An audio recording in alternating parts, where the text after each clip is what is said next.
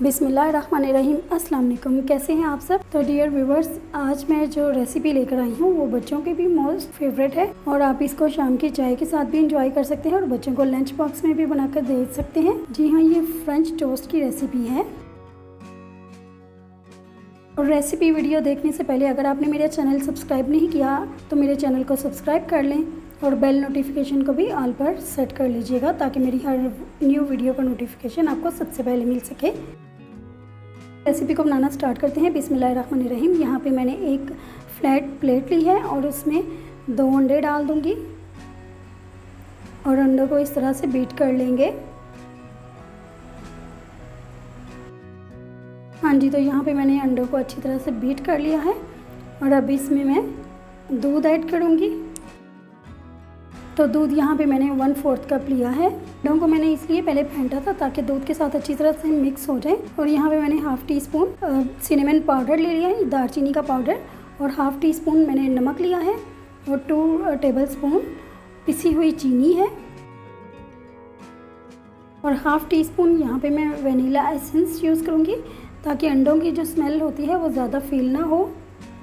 और अब इन सारी चीज़ों को फिर से एक दफ़ा अच्छी तरह से फेंट लेंगे इस तरह से, और ध्यान से फेंटना है ताकि प्लेट से बाहर ना गिरे। और अब यहाँ पे मैंने एक फ्राइंग पैन ले लिया है और इसको फ्राई करेंगे। अब यहाँ पे मैं टोस्ट को फ्राई करने के लिए मक्खन इस्तेमाल कर रही हूँ। अगर आपके पास ये नहीं है तो आप घी में या ऑयल में भी फ्राई कर सकते हैं। तो इस तरह से मक्खन हमारा मेल्ट हो गया है और एक एक पीस उठाकर इस तरह से मैं डिप करके दोनों साइड से और आराम से उठा के फ्राइंग पैन में डाल देंगे।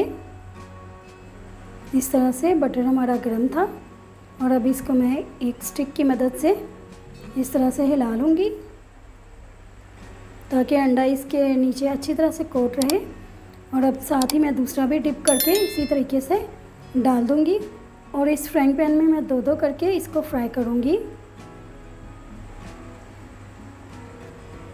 और फ्लेम को यहाँ पे हमने लो ही रखना है।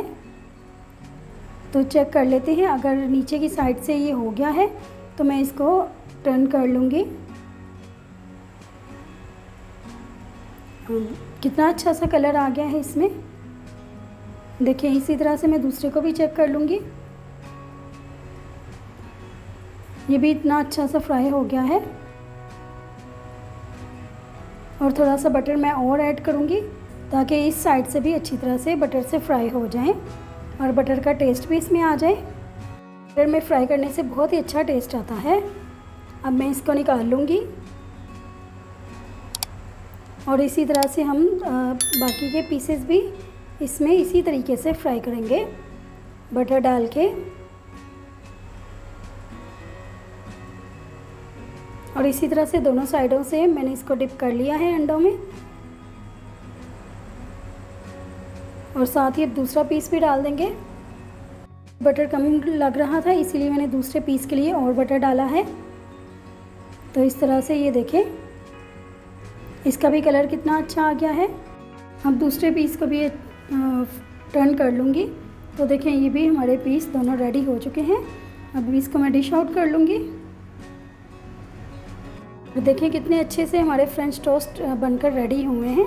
आप इसको शाम की चाय के साथ भी इंजॉय कर सकते हैं, बच्चों को और हस्बैंड को लंच बॉक्स में भी दे सकते हैं। ये बहुत ही टेस्टी बनते हैं और अगर मेरी रेसिपी के साथ बनाएंगे तो बहुत ही अच्छे बनेंगे। आप इसको ज़रूर ट्राई कीजिएगा। तो रेसिपी वीडियो अच्छी लगी हो तो लाइक और शेयर ज़रूर कीजिएगा और चैनल को भी सब्सक्राइब कर लीजिएगा। तो मिलते हैं किसी और न्यू रेसिपी वीडियो के साथ, तब तक के लिए अल्लाह हाफिज़।